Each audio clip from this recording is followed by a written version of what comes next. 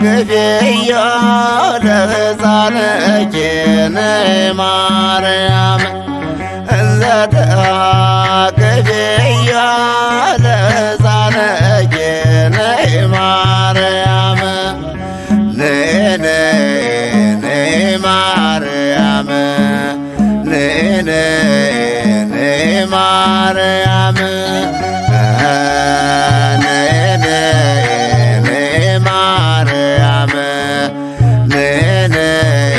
ነይ ማርያም ወንጌላዊ ሉቃስ በወንጌለ መንግሥት እንደጻፈው በሉቃስ ወንጌል ምዕራፍ 4 ከቁጥር 51 ላይ እየባረካቸው ከእነሱ ተለየ።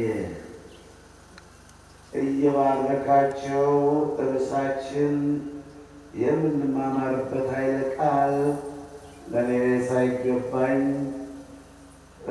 በዚህ ቀጥታ ስርጭት ትምህርታችን ከምትከታተሉት እንደ አንድ ሰው ሆኜ ትምህርቱን ማድመጥ መከታተል የማይገባኝ ደካማ በተወለድኩበት ወረዳ መብትና ነፃነት የሌለኝ ድሃና ደካማ ሰው ስሆን ነገር ግን ቸር ነውና የወደቁትን የሚያነሳ የተጣሉትን የጠፉትን የሚፈልግ ደካሞችን የሚያበረታ ሳይገባኝ በፊታችሁ ካቆመኝ ዘንድ እኔ ምስጢሩን ይግለጽልኝ ደግሞ ቃሉን ለምትሰሙት እንድትጠቀሙበት 30-60 መቶ እጥፍ ለማፍራት ያብቃችሁ። እየባረካቸው ከእነርሱ ተለየ። ወንጌላዊ ሉቃስ በወንጌለ መንግሥት እንደጻፈው በሉቃስ ወንጌል ምዕራፍ 24 ከቁጥር 51-52 ላይ ነው። ጌታችን መድኃኒታችን ኢየሱስ ክርስቶስ ኖ መቃብርን ክፈቱልኝ መግነዝ ፍቱልኝ ሳይል በሦስተኛው ቀን ከሙታን ተለይቶ በተነሳ ጊዜ ሕያውን ከሙታን ጋር ትፈልጋላችሁን? እርሱ እንደው ተነስቷል። ይልቁንስ ለደቀ መዛሙርቱ ወደ ገሊላ ይቀድማቸዋል ብላችሁ ንገሯቸው። በሉቃስ ወንጌል ምዕራፍ 24 አሁንም ቁጥር 5 ላይ ሁለቱ የመላእክት አለቆች በራስጌና በግርጌ በመቃብሩ ቆመው እንዲህ ይሉ ነበርና እናንተ ሳትፈሩ የተሰቀለውን የሞተውን ከሙታን ተለይቶ የተነሳውን ኢየሱስን እንደምትፈልጉ እናውቃለን እያሉ ነበር። መላእክት እናቶች የሚያረጋጓቸውና እንግዲህ በሦስተኛው ቀን ከተነሳ በኋላ 40 ቀን 40 ሌሊት ሳይለያቸው እያስተማራቸው እያጽናናቸው ከቆየ በኋላ በ40ኛው ቀን ወደ ቢታንያ ደብረ ዘይት ተራራ ወደ ቢታንያ ያዟቸው ወጣ ይላል የሐዋርያት ሥራ ምዕራፍ 1 ከቁጥር 6-7-8 ላይ ወደ ቢታንያ ያዟቸው ወጣ። ከዛም ሲያነጋግራቸው እየባረካቸው ሳለ በሚባረካቸው ሰዓት ድንገት ወደ ሰማይ ወጣ። ደመናም ከዓይናቸው ሰውራ ተቀበለችው። ቀና ብለው ይመለከቱ ነበር። ሐዋርያት ደቀ መዛሙርቱ አገልጋዮቹ ድንገት ወደ ሰማይ ሲያርግ ሲወጣ ቀና ብለው አንጋጠው ሁሉም ይመለከቱ ነበርና በዛን ሰዓት ፊታቸው እንደ መብረቅ ልብሳቸው እንደ በረዶ የሆነ ሁለት ሰዎች እናንተ የገሊላ ሰዎች ሆይ ወደ ሰማይ ቀና ብላችሁ እየተመለከታችሁ ምንድን ነው የምትመለከቱት? እንደው እንዲህ ወደ ሰማይ ሲወጣ እንዳያችሁት እንዲሁም ይመጣል፣ ለፍርድ ይመጣልና ክፉን ክፉ በጎን በጎ ለማለት ለሰው ልጆች እንደየሥራቸው ለመክፈል ስማንተ ትፈርድዮ ለኩሉ በከመ ምግባሩ በመዝሙር 61 ቁጥር 12 ላይ አንተ ለእያንዳንዱ እንደየሥራው ዋጋውን ትሰጠዋለህ።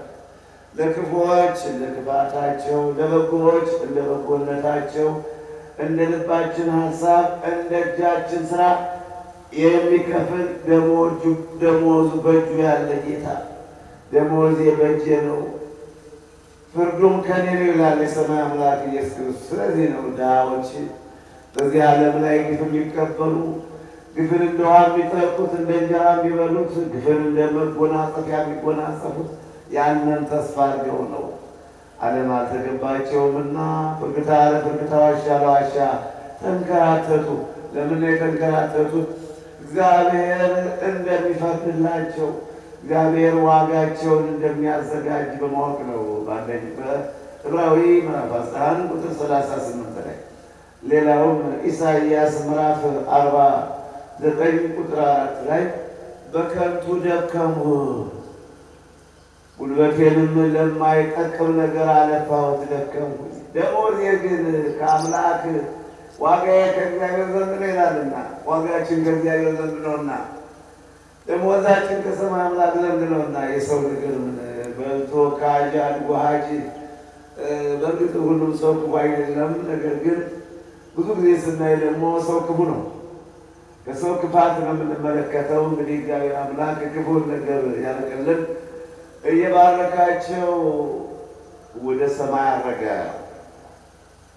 በሚደርስ ነው የምንነጋገር። እንግዲህ በረከት እንደሚያስፈልግ መባረክ እንዳለብን ሐዋርያትን ባረካቸው። መድኃኒዓለም ኢየሱስ ክርስቶስ እኛንም ይባርከን፣ እኛንም ለበረከት ይበለን። በረከት ጥሩ ነው። የተባረከ ሰው፣ የተባረከ መሬት፣ የተባረከ እህል፣ የተባረከ ቀን። አቤት አቤት አቤት አቤት! ቀንም ይባረካል፣ ሀገርም ይባረካል። ከሰውም የተባረከ ሰው አለ። ደግሞ ያልተባረኩ ሰዎች አሉ። ያልተባረከ ሀገር ይኖራል። ያልተባረከ ምንም ጥቅም ሳይኖር ክፉና በክፉ ስራ ብቻ ባሊዋልታ ሊሆን ያልተባረከ ቀንም አለ። ሲባረክ ግን ጥሩ ነው። እነሆ እግዚአብሔር በሰባተኛው ቀን ከስራ ሁሉ አረፈ። ሰባተኛውን ቀንም ባረከው፣ ለየው፣ አከበረው፣ ከፍ ከፍ አደረገው። መታደል ነው። ሰባተኛው ቀን እግዚአብሔር አከበረው፣ ከስራ ሁሉ ያረፈበት። በእውነት ዳኔ ሰንበት እግዚአብሔር አምላክ 6 ቀን ሲሰራ ከ22ቱ ስነ ፍጥረታት ሁሉ በ6 ቀን ሰርቶ አጠቃሎ መጨረሻ በዕለተ ዓርብ አዳምን ከፈጠረ በኋላ ለአዳም የሚያስፈልጉትን ነገሮች አመቻችቶ መጨረሻ አዳምን ፈጠረው። ከዚህ በኋላ በሰባተኛው ቀን አረፈ። ሰባተኛውን ቀንም ከስራ ሁሉ ያረፈበት በመሆኑ ባረከው፣ ቀደሰው፣ አከበረው። ከዕለታት ሁሉ የተለየ ያደረገው። ለዚህ ነው ተባረኩ የምንላቸው። አባቶች ሲመርቁ ተባረክ ልጄ፣ እናቶችም ሲመርቁ ተባረኩ ልጄ፣ ተባረኪ ልጄ ይላሉ። ተባረክ ማለት ታላቅ ክብር ነበር። ለመባረክ እድሉ የገጠመው ለመባረክ ራሱን ያዘጋጀ ሰው ቢኖር ኑሮ ጥሩ ነበር። ታዲያ ግን የሚል ተጽፎብናልና በመዝሙር 49 ቁጥር 17 ላይ መርገምን ወደዳት፣ ወደ እርሱ መጣች፣ በረከትን ጠላት፣ ከእሱ ራቀች። ከጠላት ይደርግታል። በረከትን አልፈለገም፣ መባረክ አልፈለገም። እግዚአብሔር ይባርክ ተብሎ በረከትን መቀበል አልፈለገም። መልካም ሰርቶ በጎ ነገር አስቦ ለሀገር፣ ለወገን፣ ለሽማግሌዎች፣ ለእናት፣ ለአባት፣ ለህብረተሰቡ መልካም ነገር አድርጎ እግዚአብሔር ይባርክ መባልን አልፈለገም። የዝንጀሮ የአሳማ የአራዊት ልብ ተሰጠውና ቀምቶ መብላትን፣ አታሎ መኖርን፣ ማጭበርበርን፣ ሐሰትን፣ ውሸትን ገንዘብ አድርጎ ከመባረክ ይልቅ ተባረክ ከመባል ይልቅ አይቅናት ባትልህቅ አይመልስ መባልን ወደደ ማለት ነው። በረከትን ጠላ፣ ከእሱ ራቀች። መርገምን ወደዳት፣ ወደ እሱ መጣች። መርገምን እንደ ውሃ ወደ አንጀቱ ገባች። መርገም እንደ ቅቤ ወደ አጥንቱ ጠለቀች። መርገም እንደ መጎናጸፊያ ተጎናጸፋት። መርገም እንደ መቃድ፣ እንደ ቀበቶ፣ እንደ ዝናር ታጠቃት። አይ መርገምን ወደዳት፣ ወደ እሱ መጣች። መባረክ ያልፈለገ ትውልድ፣ በረከት አልባ ትውልድ፣ ከዚህ ጠማማ ትውልድ ተለዩ ይላልና የሐዋርያት ሥራ ምዕራፍ 2 ቁጥር 40 ላይ ከዚህ ቅዱስ ጴጥሮስ ሲያስተምራቸው ሲመክራቸው ከቆየ በኋላ ምን አለ? ከዚህ ጠማማ ትውልድ የተለያችሁ ሁኑ። ከዚህ ጠማማ ትውልድ አትተባበሩ። ከዚህ ጠማማ ትውልድ ጋር በክፋታቸው አትተባበሩ። ክፉ ባልንጀርነት መልካሙን አመል ያጠፋል ይላልና በአንደኛ ቆሮንቶስ ምዕራፍ 15 ቁጥር 32 ላይ ክፉ ባልንጀርነት መልካሙን አመል ያጠፋል። ከዚህ ጠማማ ትውልድ አትተባበሩ። ከዚህ ጠማማ ትውልድ አብራችሁ አትምከሩ። ከዚህ ጠማማ ትውልድ አብራችሁ አትስረቁ፣ አብራችሁ አታታሉ፣ አታጨበሩ። ኧረ ምን ይላልና እንዲያውም እኮ መጽሐፍ ቅዱስ መቼስ ሮሜ ምዕራፍ 1 ቁጥር 30 አድራጊዎች ብቻ ሳይሆን አድራጊዎች ብቻ አይደሉም፣ ሌቦች አይደሉም፣ እንደገና ከአድራጊዎች ጋር ይተባበራሉ። ሌላ ለመፍጠር ክፉ ሰው ለመፍጠር እንደገና ቁጥርን ለማብዛት ኃይልን ለማጠንከር የራስን ብቻ መስረቅ ሳይሆን የራሱን ብቻ ማታለል ማጭበርበር ሳይሆን እንደገና ከአድራጊዎች ጋር ከክፎች ጋር ይተባበራል። ይሄ ነው የሰው ልጆች ልብ አድርጉልኝ፣ የበረሃው ስብከት ይሄ ነው። ብዙ ሰዎች ሌባ የሚያዘጋጁ ለሌብነት የሚያንቀሳቅሱ ሰዎች አሉ። አርፎ የተቀመጠውን አንገቱን ደፍቶ የሚኖረው እናታል፣ እንስረቅ፣ እንቀማ እንዲህ እኮ ነው። ምን ይደረጋል? ምን ይሆናል? ምን ያደርጉታል? እንዲህ እያሉ የሚያቀረብሩ ሰዎች አሉ። እያየናቸው በመንፈስ እያየናቸው እና እንዲህ ከመሆኑ እየባረካቸው ወደ ሰማይ አድርገ ለበልሃ ቡራኬ በረከት ጥሩ ነው። ሌላው ደግሞ በመዝሙር 83 ቁጥር 6 ላይ እስመ መምህር ይሁን በረከት ይላል። የሕግ መምህር በረከትን ይሰጣል። አሁንም ይባርካል። ከኃይል ወደ ኃይል ከበረከት ወደ በረከት ይሄዳልና የሕግ መምህር በረከትን ያቅዳል። መታደል ነው በእውነት። ለመባረክ የምትፈልጉ ሰዎች ካላችሁ ከዚህ በላይ ምን ሀብት አለ? በመባረክ ሀብት አለ። ምን አላት? በመባረክ ብር ይገኛል፣ በመባረክ ስልጣን ይገኛል፣ በመባረክ ትዳር ይገኛል፣ በመባረክ መነኮሳትና መነኮሳት ደግሞ እንደ እንቆዝ እንደ መቃርስ በረከተ ሥጋ በረከተ ነፍስ ይገኛል። በመባረክ ከወጣንያነት ወደ ማዕከላዊነት ከማዕከላዊነት ወደ ፍጹምነት ይደረሳል። በመባረክ አይ በረከት አይ መታደል፣ ለበረከት የሚገሰግስ ለበረከት የሚናፍቅ ለበረከት የሚሳሳ ለበረከት የሚሮጥ ታገኙ ዘንድ ሩጡ። ገለጻፈና ታገኙ ዘንድ ሩጡ። በአንደኛ ቆሮንቶስ ምዕራፍ 9 ቁጥር 24 እነዛ ለሚጠፋው አክሊል ለሚሮጡት ለብሩ ዋንጫ ለሚሮጡት እኔና እናንተ ግን ለሕይወት አክሊል የሕይወት አክሊል ለማግኘት ታገኙ ዘንድ ሩጡ፣ ተምዘግዘጉ ብላለና በረከት ፈላጊ እግዚአብሔር ይባርካችሁ። እንዲያ ነው። በረከት ጥሩ ነው። እኛ እድሜያችንን ያሳለፍነው በረከት ለማግኘት ብቻ ነው፣ ሌላ አይደለም። ለመብላት አይደለም። ገና ወጣት ሳለን ጎልማሳ ሳለን በጉልምስና ሰዓታችን እንጀራውን ጠላውን ጋፎ በልቶ ጠጥቶ አንዱ መጥፍ ያሉ አይደለም። በረከት ለማግኘት ዘመናችን አለፈች። ከአባቶች ጋር ከሽማግሌዎች ጋር ከመቶ ዓመት ሽማግሌዎች ጋር አልዋልታ ሳናወራ ክፉ በጎ ሳንጫወት አንገታችን ደፍተን ያየነውን ሳንበላ ያየነውን ሳንጠጣ የተመኘነውን ሳናደርግ ክፉም ሳንመኝ ክፉም ሳናስብ ክፉ ሀሳብም ከልቤ ሳይገባ በረከት እየናፈቀኝ በረከት እየቀማኝ በረከት እየራበኝ በረከት እየበረደኝ በረከት እየሳሳው ለበረከት ዘመኔን ያሳለፍኩትን አሁን ደግሞ አምና ከበሮች ዘንድሮ እንደሚሉ ደግሞ እናንተም በረከት አለ ወገኖቼ፣ ከእናንተም ከወንድሞቼ በረከት አለ። እናንተንም ባገለግል እናንተንም ባስደስት ለእናንተም የተመቸው ስሆን ወጣት ናችሁ እድሜያቸው 20-30 ነው ተብሎ አይጠፋም። ሕፃንን ያከበረ ክብር ይገኛል። ከነዚህ ከታናናሾች ሕፃናት አንዱን ለአንዱ መሰናክል የሚሆን የወፍጮ ድንጋይ ተሸክሞ ወደ ባህር ቢጥል ይሻላል ይላልና ሕፃናትን እንዲንገላቱ አልፈቀደም ጌታ።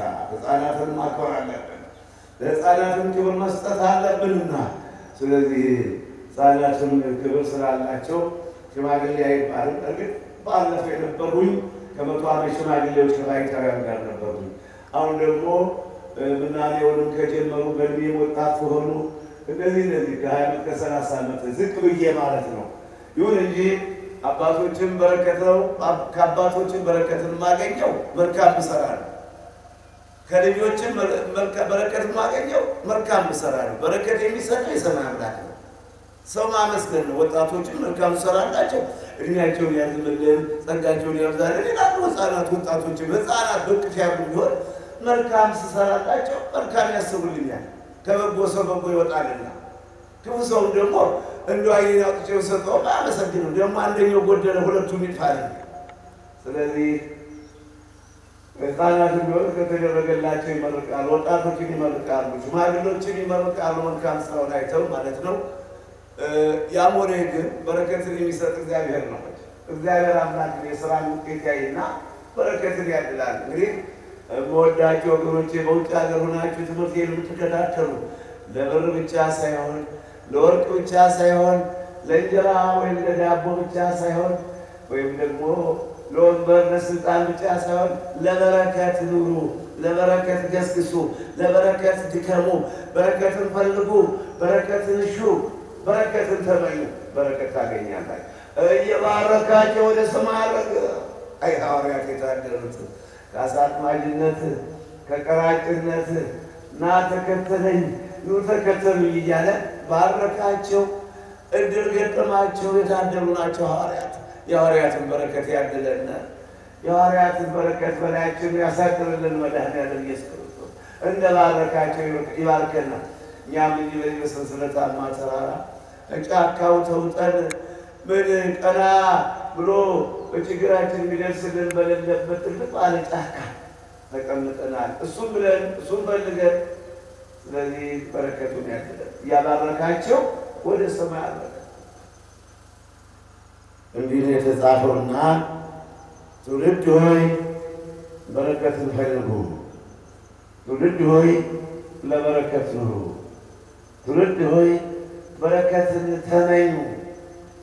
ሌላው ነገር ሁሉ እንጀራውም ከበረከቱ ነው፣ ሰላሙም ከበረከቱ ነው፣ ጤናውም ከበረከቱ ነው፣ እድሜውም ከበረከቱ ነው። ከበረከቱ ነው። የሰው መውደድ ከበረከቱ፣ ትዳርም ከበረከቱ ነው ብያቸዋል። ጥሩ ልጅ ወልዶ እንደ ይስሐቅ ያለ ደግ ልጅ እንደ ርብቃ እንደ ኤልሳቤጥ ያለ ደግ ልጅ ለመውለድ ደግሞ ከበረከት ነው፣ መባረክ ነው።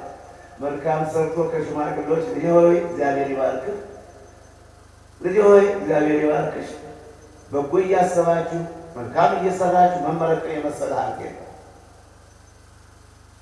ነገር ግን የሚረግመው ስራ ነው። ሰው አሁን ክፉ ብትሰሩትም ረገማ ረገማ አይደለም፣ ስራ ነው።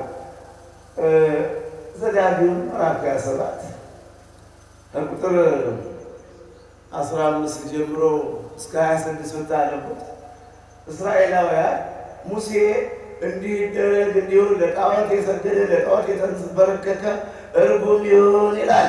አሜን ይላሉ እስራኤላውያን። እንዲህ እያለ በቁጥር 26 ላይ ግን ነገር ግን አለ ሕግን የማይፈጽም ሁሉ የተረገመ ነው። በጥቅሉ ሕግን የማይፈጽም ሕግን የሚያፈርስ ለሕግ የማይገዛ ለሕግ የማይታዘዝ የተረገመ ነው። እርግማኑ ይሄ ነው። ዋናው ነገር ሰው ስለረገመ ስላረገመ እንዲያመጣው ነገር የለም። ክፉ ካሰበ ሰው ሕግን ጥሷል። ክፉ አታስቡ፣ ክፉ አትመኙ የሚል ስላለበት ክፉ መመኘት ኃጢአት ነው። ክፉ ማሰብ ባይፈጽሙትም ክፉ ማሰብ ክፉ ማንሰላሰል ኃጢአት ስለሆነ ክፉ የሚያንሰላስል ክፉ የሚያስብ ክፉ የሚመኝ ሰው የተረገመ ነው። ለምን ማነው የረገመው?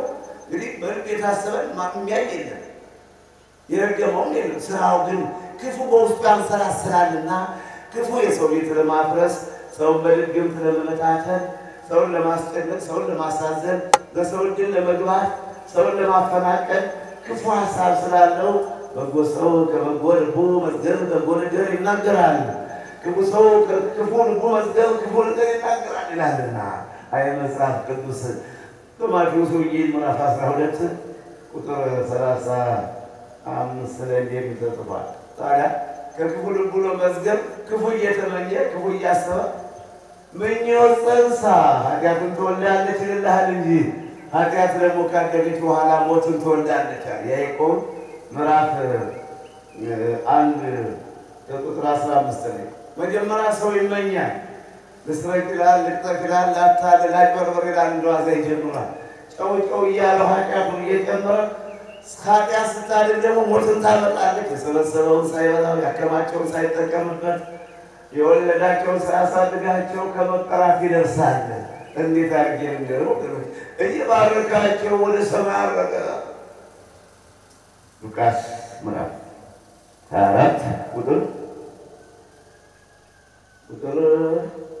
50 አሁን እዚህ ላይ ነው ርሱንም ያወጣው ትምህርቱንም የሚያቀብለኝ እኔ ምን እናንተ እየተማርኩ ነው የሚገርማችሁ መምህራን ሰባኪያኖች ግዴታ የሚሰሙት ነገር አዘጋጅተው ነው የሚቀርቡ ስለዚህ ትክክለኛ መምህራን ሰባኪዎች ናቸው እኔ ግን አሁን ተማሪ ነኝ ተሰባኪ እየተሰበኩ ነው ለምን እኔ አሁን ገና የምናገረውን አሁን ብቻ እየሰማሁት ነው ያለው አልተዘጋጀሁበትም ርሱንም ከዚህ ብዬ ነው እንደው አንዱን በፌስቡክ ጻፊዎች የሰጠኋቸው ብዬ ስለዚህ እኔም ተማሪ ነኝ ለኔ የሚግለጽልኝ እግዚአብሔር ዝርቦሌ ይከፈትልኝ ለእናንተ ዝርቦናችሁ ይከፈትላችሁ እኔም ጸሎተኛ ነኝ እኔም ደካማ ነኝ ክብር ምስጋና ለጌታ ለመድኃኒዓለም ለኢየሱስ ክርስቶስ ይሁን እየባረካችሁ ወደ ሰማይ ይመስለኛል እርሱ ታዲያ አይበረከት በረከት የሚፈልግ በረከት የሚሻ ለበረከት የሚኖር ሰው ይኖር ይሆን ለሆድ ነው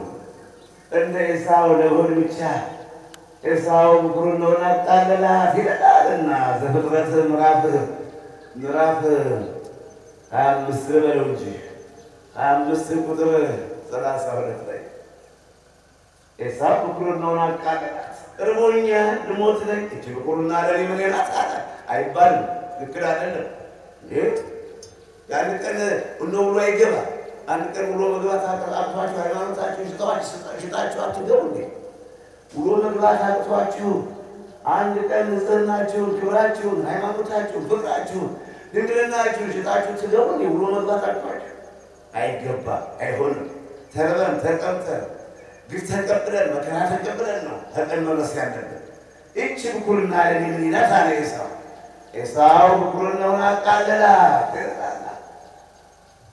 ለበረከት ይበላችሁ ወገኖች በባረካችሁ በሉጣርካችሁ ደስ ይለኛል ብትባረኩ ደስ ይለኝ ነበር ወገኖች በረከት ብትፈልጉ ደስ ይለኝ ነበር ታዲያ ግን ሁሉን ላይ መንገዱ ወደ ባህር ዳር የሚመኛል ታዲያ ሰው ልጆችም አይረካም አይረቀውም አሁን እሸት ምረገነት ያየው ሰማይ የወፎችን ዜማ እየሰሙ ቅዱስ ቅዱስ ቅዱስ እያሉ ጌታን እያመሰገኑ በቸርነቱ ታምኖ በምሕረቱ ተጠብቆ መኖር አይምን መታደል ነበር ህሊናው የረጋለት ልቦናው የተስተካከለ ታዲያ ደግሞ ስናይ አሁን እንዲህ የሆነና ልንገራችሁ ወገኖች አሁን ባፋ በውጭ ያላችሁ ሰዎች በውጭ ያላችሁ መነኮሳትን በሉት ግዴ ሁሉንም እንደምንለው ትምህርቱ ይገባል ስሙኝ ማድረግ አሁን ቀስ ብላችሁ ያላችሁ ሰዎች ሁሉ መንፈሳዊ መስላችሁ የምትታዩ ሰዎች ሁሉ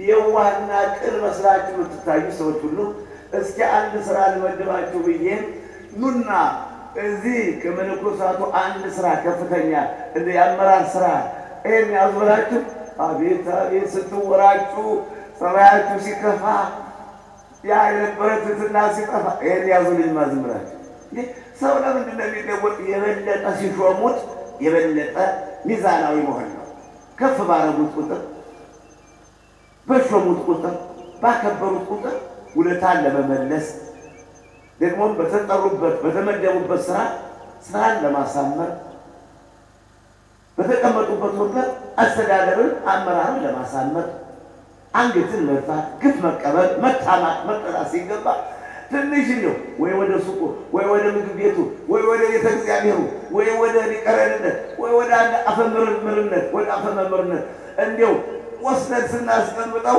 እንዴው እኔን እየፈጠርኳት ነው ወንጌልን ሰራው ሐሳቡን ፈጠርኳት ነው ይሄ ትውልድ እና እንዲህ አይነት ክፉ መንፈስ አለ እንዲህ ካለ ክፉ መንፈስ ይጠብቃችሁ ጌታዬ የክፉ በሽታ ነው መድኃኒት የሌለው መድኃኒት ደግሞ የለውም እንደዚህ እንደበሰሙ እንደ ኮቪድ-19 መድኃኒት የለውም ይሄ መድኃኒቱ አቅምን ማወቅ ነው እንደ አባታችን እንደ ሙሴ እኔ ማን ነኝ እንደ አባታችን እንደ ዳዊት እኔ ማን ነኝ ማለት ራስን ዝቅ ማለት እኔ ትንሽ አይደለሁም ማለት እንጂ እንደ አብርሃም እንደ አባታችን አመድ ነኝ ትቢያ ነኝ ማለት እንጂ እንደ ወስዶ እንዲህ አርግ አብረን እንስራ ወስዶ አብረን መስራት ይሁን እንዲህ አይነት ቦታ ተመደሪ ይሄን አይነት የሥራ ዘርፍ እዘሽ እገጅነ እርጅነ ሲሉት እኔ ነኝ በላይ ነው ሐቆባችን ጉልበቴም በሆነ ወገኖች አትክሼም በሆነ አስቆቆባል ሐቆብ የሌለኝ ወጣ ያው ሐላባ እንዴው እኔ ነኝ ባለ የቱሮች እንዲህ አይነት ክፉ መመሰል እየሰማችሁ ነው። ስሙ ነግሬያቸዋለሁ። እቺ የእናንተ አመል ናት። የእናንተ ላበል ነግራችሁ በረከት ነው። በቃ ዝቅ ዝቅ ማለት ነው። አንገትን መፍታት ነው። እውቀት ቢኖራችሁ እንደማታውቁ ኃይል ቢኖራችሁ እንደሌላችሁ ኃይላችሁ ከእግዚአብሔር ይስጥ። እውቀቱን ለእግዚአብሔር አስረክቡ። እውቀት ከእግዚአብሔር ነው። ኃይል ከእግዚአብሔር ነው። ጥበብ ከእግዚአብሔር ነው። ማስተዋል ከእግዚአብሔር ነው። ክብርና ስልጣን ጌትነትና መወደድ ከእግዚአብሔር ብቻ ነው። ባጋጠማችሁ እድል ተጠቅማችሁ ሰውን አታስጨንቁት። ባጋጠማችሁ እድል ተጠቅማችሁ አንዱን መጉዳት ደግሞ እኮ መጉዳት አለ። አንዱን ማትፈልጉትን መጉዳት ከመብሉም ከምግቡም ትነሱታላችሁ፣ ከስጦታውም ትነሱታላችሁ፣ በስራም ደግሞ ወዳልሆነ ቦታ ትሰዱታላችሁ። በጎ ሕሊና ፊት እንደው የፊት በጎ ሕሊና ሰላምታም ትነሱታላችሁ። በዚህ በዳው ቤት በገዳሙ እንዲህ አይነት ነገር በውጭም ሀገር ማስተምራችሁ ይሄንን ነው። ውጭ ሀገር ባህር ማዶ ሆናችሁ ትምህርቴን የምትከታተሉ ስሙኝማ። እኔ በዚህ ዘመን ያስቀመጠኝ እንዲሁ ወደ ሌላው ምርምር ገብቼ ብዙ ነገር መናገር ባልፈልግ ይሄ ባይሆን የሰው ችግር ይሄን ማስተካከል ወተት ጋቷችሁ እንዳላችሁ ሁሉ ቅዱስ ጳውሎስ ይሄ ትምህርት በጎ ሕሊና፣ ትህትና፣ ፍቅር፣ ማንነትን ማወቅ፣ ደረጃን ማወቅ፣ አቅምን ማወቅ እኔ ማን ነኝ ያለሁበት የት ነው ዘመኑስ ምን ይመስላል ብሎ ራስን ማወቅ ነው። እንግዲህ የባረካቸው ወደ ሰማይ አረገ። ግለጽልኝ ጌቴ ግለጽልኝ። የድንግል ኢየሱስ ክርስቶስ ሞልቷል ካንተ ምን ችግር አለና? ግለጽልኝ። ዝም ብለህ እንደ ክረምት ዝናብ አፍሰው ድፋው አዝንብልኝ። እውቀቱን ማስተዋሉን ፍቅሩን የሰው ሞዴሉ ነበር ኤልያስ። ታዲያ ማን አለኝ? በተወለድኩበት ወረዳ መብትና ክብር የሌለኝ የግፍ ሰው ስለሆን መድኃኒዓለም ሆይ ወደ እኔ ተመልከት፣ ፊትህን ወደ እኔ አድርግ፣ ጆሮህን ወደ እኔ አዘንብል፣ ስማኝ የሰማይ አምላክ ኢየሱስ ክርስቶስ። እንደምን ቆያችሁ? ባህር ማዶ አገልግሎቴን የምትከታተሉ እምወዳችሁና የምትወዱኝ አክሊልና ክብሬ እንደምን ቆያችሁ? እየባረካቸው ወደ ሰማይ አረገ። ወደ ሰማይ ወጣ ጌታ መድኃኒዓለም ኢየሱስ ክርስቶስ እና የፍሬን የነበር ነው። እንግዲህ በረከት ያስፈልጋል ነው የምላችሁ። ዘዳግም ምዕራፍ 30 ቁጥር 15 ላይ ከቁጥር 19 ላይ እነሆ በረከትና መርገምን አቀረብሁልህ፣ ሞትና ሕይወትን አቀረብሁልህ፣ እጅህን ወደ ወደድከው ስደድ። ከሞት ብትል ከሞት እጅህን ወደ ወደድከው ስደድ። መርገምን ብትል ወደ መርገም እጅህን ወደ ወደድከው ስደድ። በረከት የምትፈልግ ደግሞ በረከትን ለመባረክ ካብትህ እንዲባረክ እድሜህ እንዲረዝም ጤና እንድታገኝ የሰላም ሰው እንድትሆን አቤት አቤት አቤት እግዚአብሔር ይባርከን። እኔ በረከት እፈልጋለሁ፣ እግዚአብሔር ይባርከኝ። የሚፈልግ ካለ ደግሞ እግዚአብሔር ይባርከን እለዋለሁ።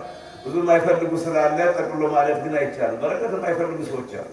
የጊዜው ብቻ አሸንፈው አጥተው በልተው ጠጥተው ያሰቡትን ፈጽመው ማለት ብቻ የሚፈልጉ ሰዎች አሉ። እንግዲህ ራሱ ባለቤቱ ይለየዋል።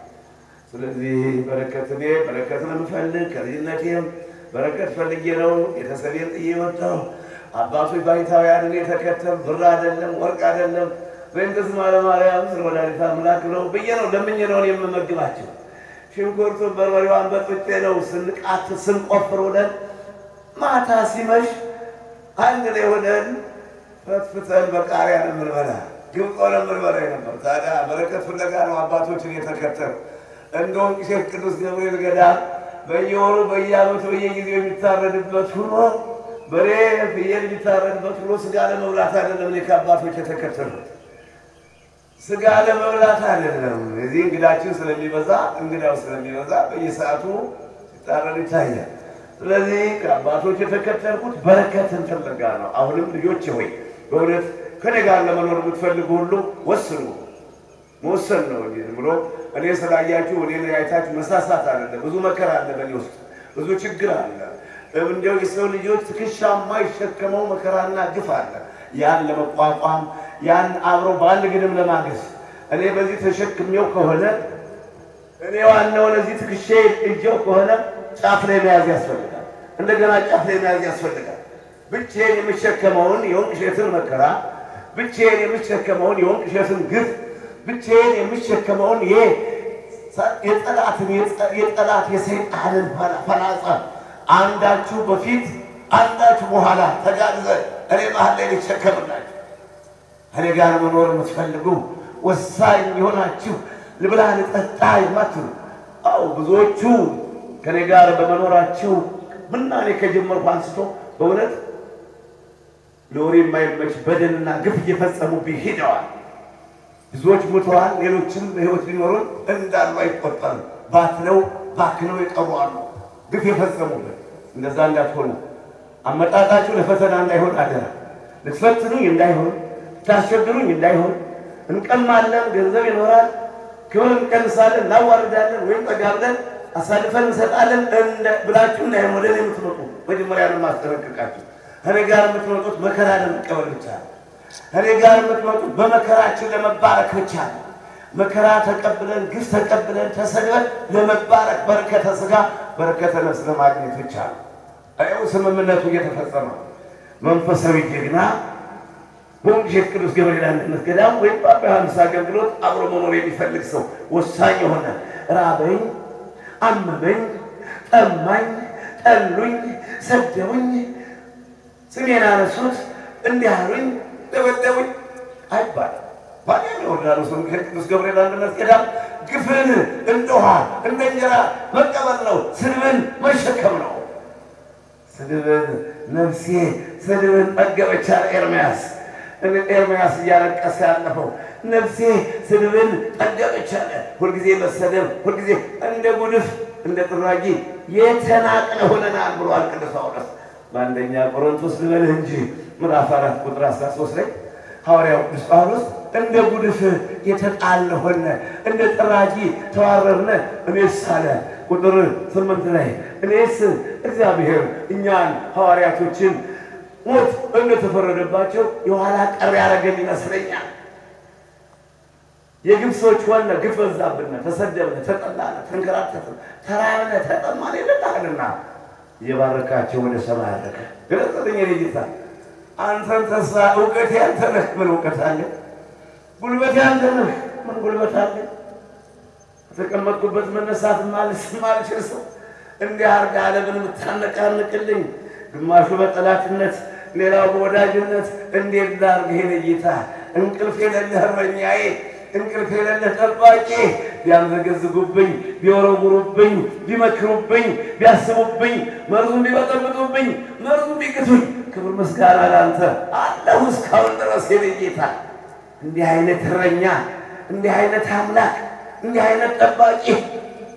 ይሄ ብዬ ነው ይሄ ስላወቅኩ ነው ምንድነው ያረቀው ቅዱስ ጳውሎስ ለጢሞቴዎስ ሲጽፍለት አይ ያመንኩትን አውቀዋለሁ አለ ጳውሎስ እንዴላው ያመንኩትን አውቀዋለሁ ደግሞም የሰጠሁትን አደራ የለመንኩትን ቃል የገባሁለትን ይሄን አርግልኝ ያልኩትን እንደሚፈጽምልኝ አልጠራጠርም አለ ያመንኩትን አውቀዋለሁ አለ ጳውሎስ የፈለገ መከራ ይመጣ መከራው ሌላ አይፈቀደኝም መከራ አያስጨንቀኝም ለምን ያመንኩትን አውቀዋለሁ ያመንኩትን የድንግል ኢየሱስ ክርስቶስን አውቀዋለሁ በረከት ሲነሳ ሰከር ወገኖች ሰው የሚፈልገው ሲያገኝ ይለወጣል በረከት ሲባል ሰከር እኔ የሸኘሁት ዘመኔን ያሳለፉት በረከት ፍለጋ ነው ከአባቶችም ዛሬም ከልጆች ከመነኮሳትና ከመነኮሳት እኔ እነሱ በረከት ይባርኩኛል ሳይሆን እነሱን በማገልገል በረከት ለማግኘት በሽተኞችን በማገልገል በረከት ለማግኘት እናት አባት የጠላቸው ዘመድ ወገን የሌላቸው ዶክተር ያሰናበታቸው ሐኪም አድርጉም ያላቸው እነሱን በማገልገል ለነሱ በመመቸት ለነሱ ፈቃደኛ ለመልካም ነገር ፈቃደኛ በመሆን በረከት ከሰማይ አምላክ እግዚአብሔር ሕዝቡን የሚወድለት ይወዳልና ለመባረክ ትፈልጋላችሁ ለመባረክ ከፈለጋችሁ እናት አባታችሁን አክብሩ ልጆይ እድሜህ እንዲረዝም ሀብትህ እንዲሰፋ በመሬት ላይ በሰላም በበረከት እንድትኖር የሰላም እንጀራ እንድትመገብ እናትና አባትህን አክብር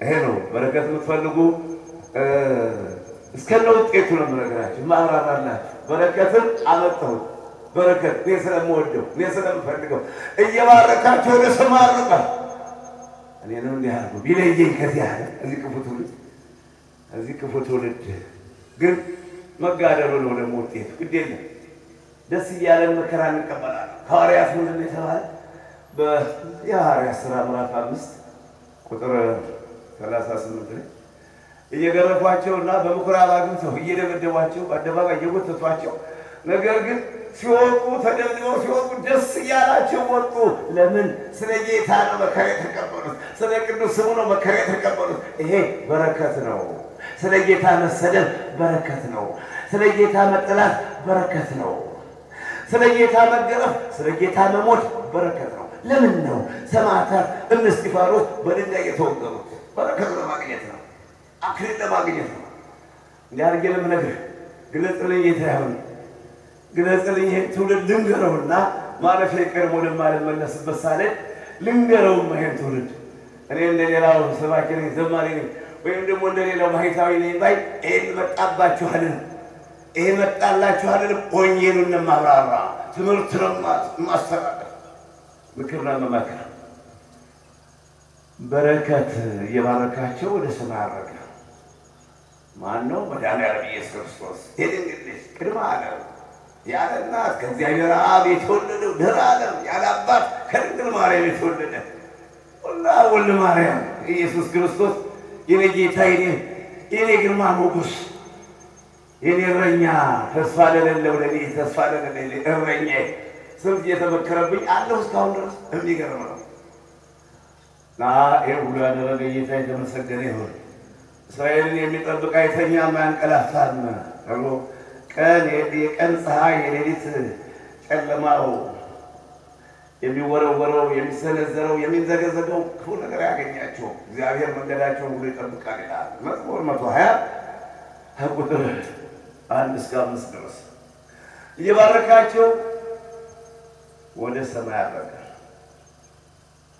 ብዙ ነገር ያልቅምና እናቋርጠው ምንድነው በረከት እንድትፈልጉ ነግሬያችኋለሁ ብዙ ነው ያልቅም ወንጌላዊ ማቴዎስ ወንጌል መንግስት እንደጻፈው በማቴዎስ ወንጌል ምዕራፍ 15 ገበል ምዕራፍ 15 ከቁጥር 32 እስከ 38 ብናነበው ምን ችግር አለው እንዲህ ይላልና ጌታችን መድኃኒታችን ኢየሱስ ክርስቶስ በመዋዕለ ስብከቱ ሲጓዝ ሲያስተምር በአደባባይ በምኩራብ በቤተ መቅደስ እየዞረ ሲያስተምር ሕዝቡን ቤቱን ትቶ ይከተሉ ነበር ሕዝቡን ቤቱን ሀብቱን ንብረቱን ትቶ ግማሾች ከበሽታቸው ለመፈወስ ሌሎቹ ቃሉን ለመስማት ሌሎቹ ደግሞ ቅዱስ ቅዱስ ገብርኤል ገብተው ታሪክ እንደሚያጠፉት አሳልፈው ሊሰጡን እንደሚሰደዱን በእግራችን ስር ቁጭ ብለው እየተማሩ ይሄን ተናገሩ ይሄን አሉ ይሄ ተሰራ ይሄ ተደረገ እያሉ አሳልፈው እንደሚሰጡን የሚገርም ጉዳይ ጌታን አሳልፈው ለመስጠት ግማሾች ደግሞ ይከተሉ ነበር መቼም ሁሉ አንድ አይደለም እንክርዳዱን ከስንዴ ስንዴም ከእንክርዳድ ጋር ከወይን ጋር በመምጣት እንደዚህ ድብልቅ ትውልድ ታዲያ በዛን ሰዓቱ መሸ ቦታው ምድረ በዳ ነው ሰዓቱ ደግሞ ጨለመ ሰው 3 ቀን ሲዞር ሲንከራተት ቤቱን ጠጥቶ እየተከተሉት ጌታን ሲከተሉ የሰነበቱ አዘነላቸው ዞር ብሎ አይቶ ይጥመለመላል ሰው በዛ ምድረ በዳ ውሃ የለም በዛ ምድረ በዳ እንጀራ የለም ዳቦ የለም ከተማ የለም ገጠር የለም ምድረ በዳ ነው ታዲያ ዞር ብሎ አየና አምላክ ነውና አባት ነውና ጌታ ነውና እረኛችን ጠባቂያችን ነውና ፈጣሪያችን ነውና አዘነላቸው ይዘንልን ተመልክቶሱ ይዘንልን እኛ መቼስ ምን ውልበት ምን አርበትና ነው እሱ ይዘንልን ሰው ክፉል አዘነላቸው አሁን ወደ ደቀ መዛሙርቱ ዞራለና ይህ ባሰናብተው አሁን ከቤታቸው አይደርሱ 3 ቀን ሲከተሉ ሰንተው ጉልበታቸው ዝሏል ጉልበታቸው ደክሟል ከልከዋ ተለይተው ሰንተዋል ቃሉን በመስማት አብረው ሲወጡ ሲወርዱ ሰንተው እርቧቸዋል ደክሟቸዋል እንግዲህ ወደ ቤታቸው ብንመልሳቸው ጊዜውን ጨለማ መሽቷል እነዚያው ደግሞ መንገድ ላይ ይወድቁብኛል አለ ጌታ። ምን ይሻላል? አንዳች የሚበላ ነገር የላችሁ? አይ ጌታ ሆይ መምህር ሆይ እዚህ ሁሉ ህዝብ የሚሆን ነገር የለም። ከተማ ምድር ብንገዛ ይህን ሁሉ ህዝብ ማጥገብ አንችልም እና ምን ይሻላል?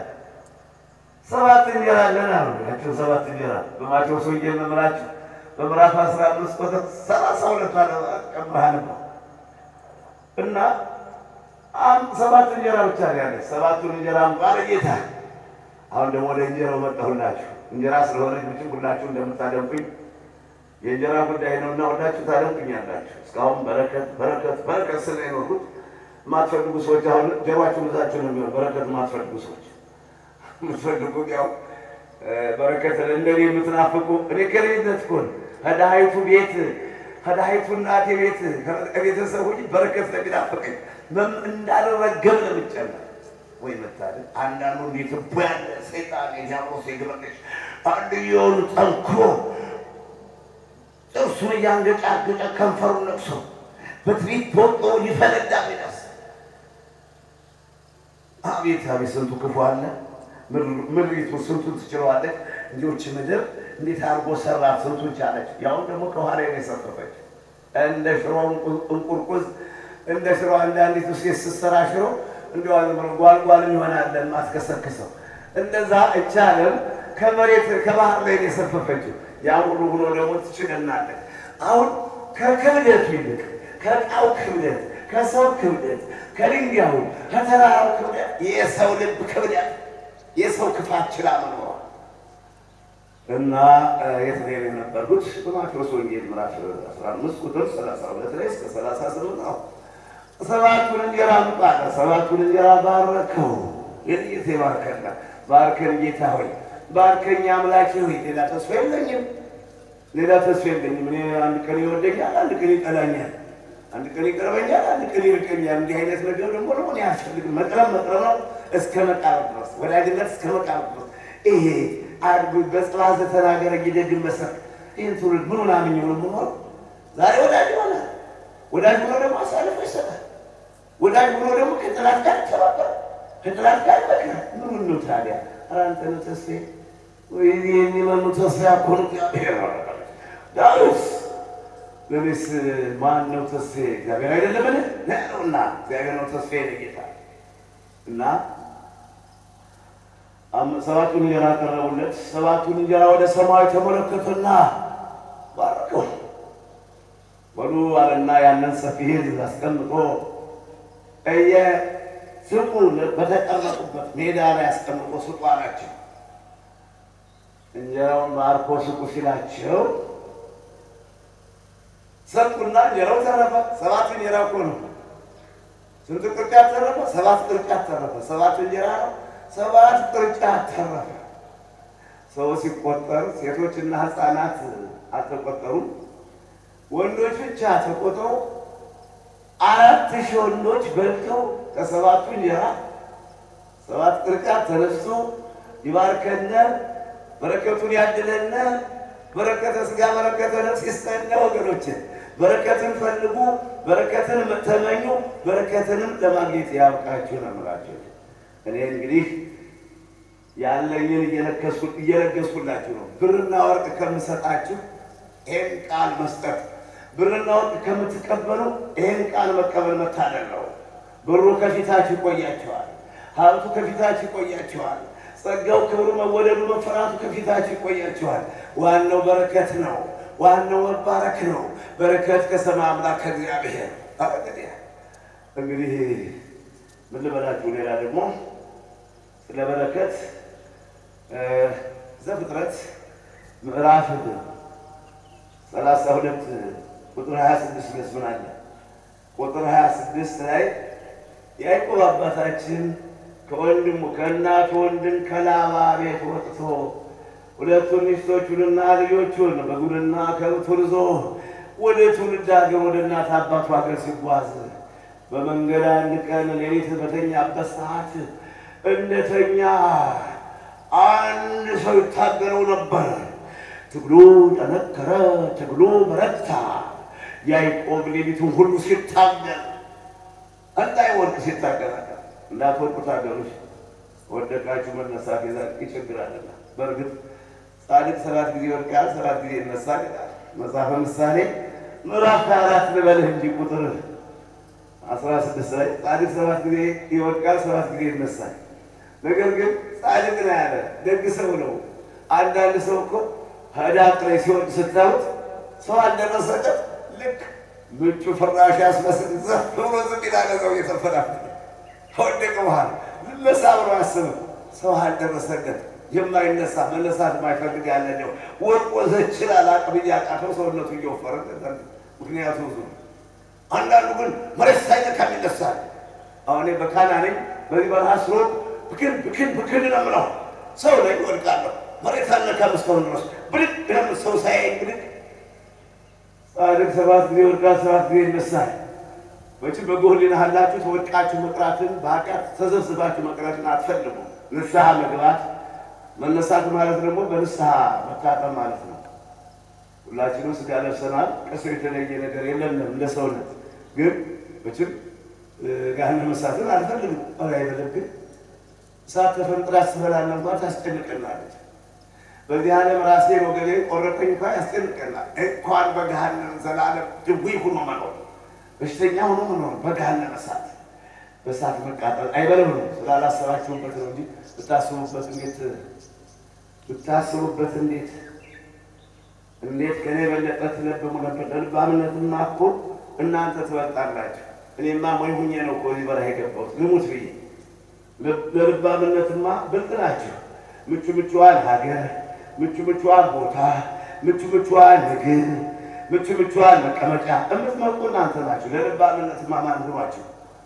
እኔማ በየዋህነት ቀበሮ ጉድጓድ እያደርኩ አንዱ በወንጭፍ አንዱ ምን ቢለኝ ሞትኩ ቀረሁ ነበር። ጌታ ቸር ስለሆነ ነው የጠበቀኝ። ታዲያ ልባም ከሆናችሁ አስቡበት። አባታችን ያዕቆብ ዘፍጥረት ምዕራፍ 32 ቁጥር 26 ላይ ሲታገል አደረ። ሆሴዕ ምዕራፍ 12 ቁጥር 4 ላይ ጽፎታል ነቢዩ ሆሴዕ። እነሆ መልአኩን ታግሎ አሸነፈ፣ እነሆ የወንድሙ ተረከዙን ይዞ ተወለደ ይላል ስለ ያዕቆብ። ስለ አባታችን ስለ ያዕቆብ ስለ እስራኤል ሲናገር ሆሴዕ ከመልአኩ ጋር ታግሎ አሸነፈ ብሎ ጽፎለታል። አሁንም በእውነት ታግለን ለማሸነፍ ያብቃል ዲያብሎስን ጠላታችን ሰይጣን እና ያዕቆብ ሌሊቱን ሁሉ ሲታገል አደረና ቦግ አለ፣ ጎህ ቀደደ፣ ሊነጋጋ ደረሰ።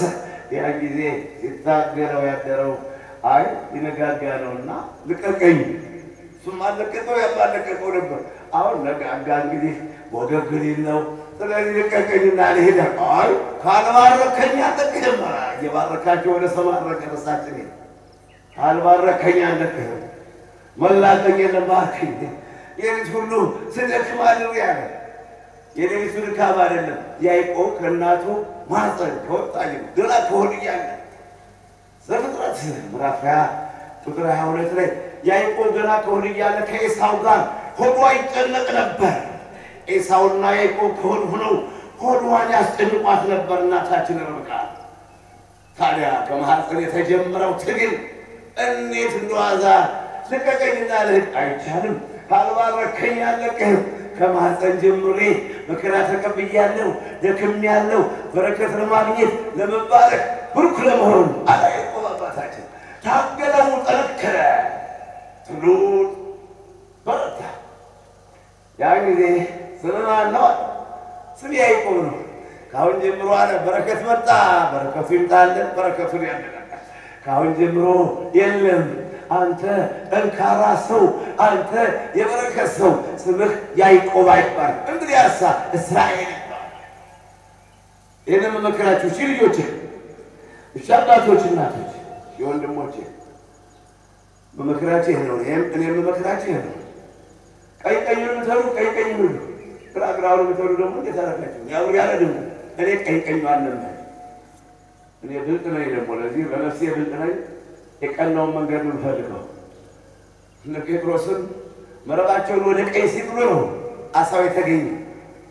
ጠማማነቱ ይበቃቸዋል፣ ግራግራውን ሁሉ ይበቃቸዋል።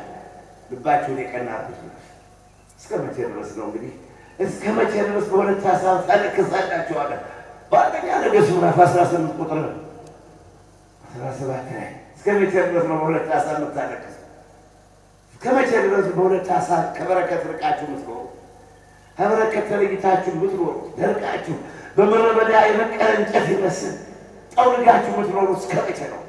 አይ በረከት የምትፈልጉ ፊታችሁ ይለመልም ቻፕስቲክ ልብስቲክ ከመቀባት ይልቅ በበረከት መኖር እነሆ ምስጉን ነው። በክፉዎች ምክር ያልሄደ በኃጢአተኞች መንገድ ያልቆመ በዋዘኞች ወንበር ያልተቀመጠ ነገር ግን ዘወትር በእግዚአብሔር ሕግ ደስ ይለዋል፣ ሕጉንም ሌሊትና ቀን ያንሰላስላል ይላል መጽሐፍ ቅዱስ። አይዟችሁ ብሉትማ እንዲህ አይነቱን ቃል መጽሐፍ ቅዱስ እንደው አፍህን ክፈት ሕዝቅኤል ምዕራፍ 3 ቁጥር 1 አፍህን ክፈት አለኝ። አፌን ክፈት የመጽሐፍ ጥቅል አጎረሰኝ፣ በላሁት እንደ ማር ወለላ ጣፈጠኝ አለ። ተስማማኝ ለሆዴ ለአፌ ጣፋጭ ሰውነቴ ተስማሚ ይላል። ይሄ ነው መጽሐፍ ቅዱስ። አፍህን ክፈት የመጽሐፍ ጥቅል መጉረስ፣ የመጽሐፉን ጥቅል መብላት እንደዚህ ነው ወገኖቻችን። የተዋሕዶ ልጆች አገልግሎታችን የምትከታተሉ በጧትም በማታም መሸም ነጋም ሳትሉ መለየት የማትፈልጉት ከኔ ከድሃው ጋር ከኔ ከስደተኛው ጋር ስደተኛነቴን ታናሽነቴን ያልናቃችሁት ወገኖቼ በቀጥታ ስርጭት ትምህርቱን ቀጥታ ስርጭት ነው። ደግሞ አገልግሎቱ በፌስቡክ ነው ቀጥታ ስርጭት።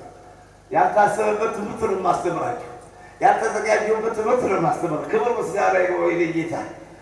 እልባት መጽሐፍ ቅዱስ ሳልዘረጋ እልባትም ይዤ አጀንዳ ምናምን ሳልጨነቅ እንደ ልቤ እንድናገር ያደረገኝ ጌታ ባዕድንም የማያጎልብኝ የሚለግስ የሚሰጠኝ ለጋስ ጌታ ክብር ምስጋና ደስ ይሆን።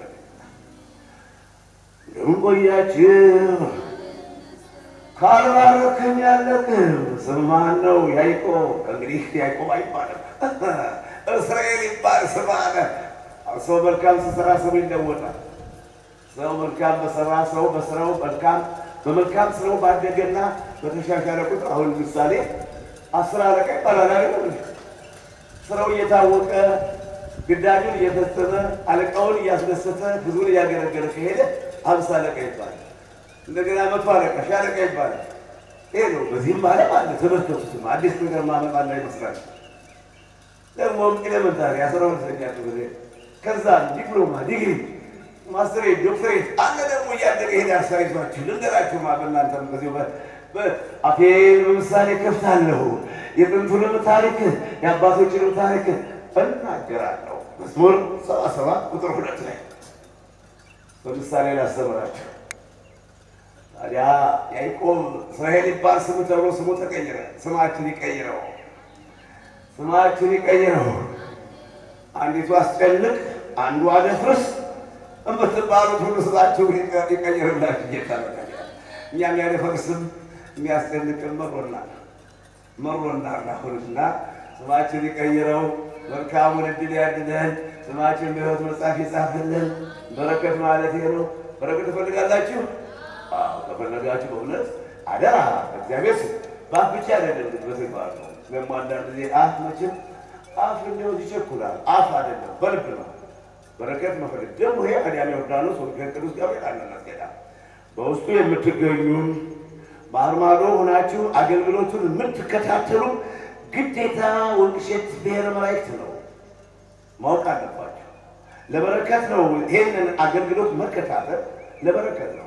ግማሾች ምን ይወራ ምን ይነገር በምን አሳልፈን ልስጣቸው እያሉ የሚያደርጉ ይከታተሉና እንዳሻቸው ይቀጥሉ። ሺህ ጊዜ ይከታተሉ፣ ሺህ ጊዜ ይጠብቁን። እኛ የማፍርበትን ነገር አልሰራም፣ የምንለግጥበትን ነገር አልሰራም። አባህን ሲሄን ሰራ ይበቅ ይፈልግ አያገኘኝ። ታዲያ እሱ የላካቸው የእሱ ደሞዝተኞች የእሱ ቅጥረኞች ባደረጉት ሁሉ የበላው መና ተጠያቂነት የለኝም። እኔ ተጠያቂነት ለምን ገዳም አቀና አቅንቻለሁ፣ ገና እጨምራለሁ። ለምን ወንጌል ሰብካለሁ፣ ሰብቻለሁ፣ እየሰበኩ ነው። ከሕፃንነቴ ጀምሮ ገና እሰብካለሁ። ድውያን ተፈወሱ፣ ከኤችአይቪ ከካንሰር አሁን ተፈውሰዋል፣ ገና ይፈወሳሉ። ነበር ምን ዘመን ማራፍር ወንጌል አላፍርም አስቀድሞ ለአይሁዳውያን ኋላ ለግሪክ ሰዎች የእግዚአብሔር ቃል ማለት ነውና ሮሜ ምዕራፍ 1 ቁጥር 16 ላይ እኔ በምሰራው ስራ ሁሉ አላፍርም ባሪ ባልተወሬ ደግሞ አልጨነቅም እና ወጣችን ይመስላል በጣም ግሩም ነው እንደው በጣም ትምህርቱ እንዲህ ዝም ብሎ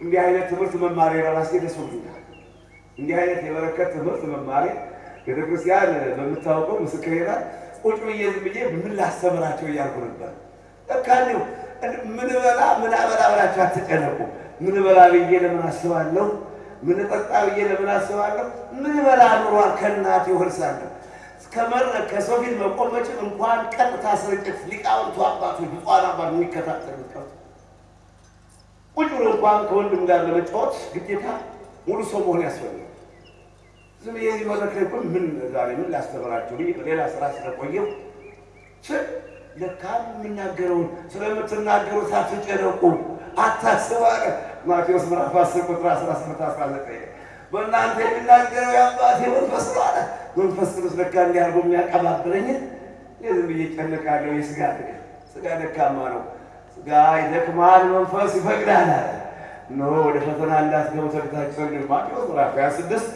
ቁጥር 41 ስጋ ይደክማል መንፈስ ይፈቅዳል እና ስጋ ደካማ ስለሆነ በስጌ ምን ላስተምራቸው ምን ልናገር አሰው ፊት ነው ያለው ታልሆኝ እንግዲህ እንዲያው ተርፎናል ብንቀጥላው እናራለን ብዙ በረከት ትምህርት አለ በረከት ታሪክ ብዙ የተባረኩ ሰዎች አሉ ሌላ ጊዜ እንማማርበት ይሻላል እንቆጥባት ይችላል እሺ በቀደም እንደነበር ያለው ዘፍጥረት ምዕራፍ 30 ቁጥር 30 ላይ አባታችን ያዕቆብ ከላባ ቤት ነው የእናቱ ወንድም እኔ ከቤትህ በመግባቴ እኔ ወደ አንተ በመምጣቴ ቤት ሁሉ ተባረከ አረቆጠቀ ሰው በደበት ሁሉ መባረክ የረገጠው ምድር የገባበት ቤት የሚኖርበት ከተማ የሚኖርበት ገጠር አዝመራው ከብቱ ሀብቱ በረቱ እንዴት ያልመታደል ነው እንዴት ታዲያ ይሄን ነገር ሌት ተቀን ዳክራችሁ ታገኙት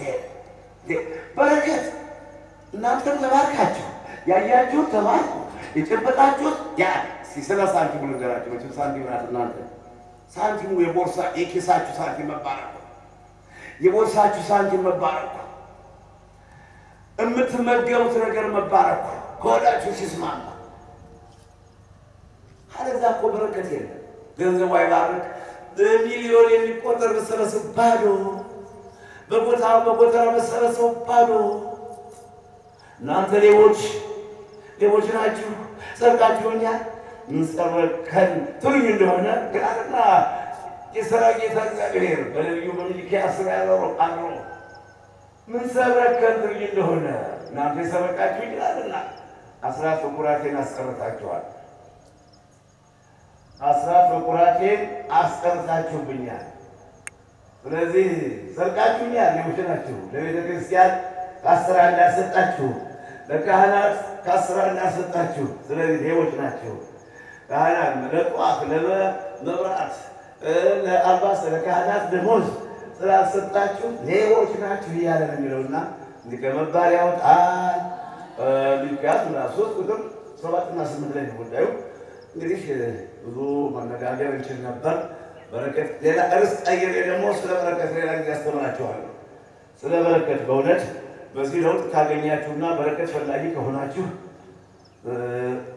እርሱን ቀይሬ ደግሞ ስለ በረከት ሌላ ጊዜ አሁን እንደው ዛሬ በቅዳሴ ጊዜ ስለተነበበ እየባረካችሁ ወደ ሰማይ አረገ የሐዋርያት ሥራ ምዕራፍ 1 ቁጥር 6-8 እነሱም ቀና ብለው ተመለከቱ መላእክትም እናንተ የገሊላ ሰዎች ሆይ ቀና ብላችሁ የምታዩት ነው አሁን ሲወጣ ሲያርግ እንዳያችሁት ደመና ጋጋ በሩ ደመና ሲወጣ እንዳያችሁት ዳግመኛ ይመጣል ብለው ወደ ገሊላ ተመልሰዋል ወደ ኢየሩሳሌም ወርደዋል ስለዚህ በረከቱን ያድለን ይባርከን ያስተማረን የመከረን የገሰጸን አምላክ የተመሰገነ ይሁን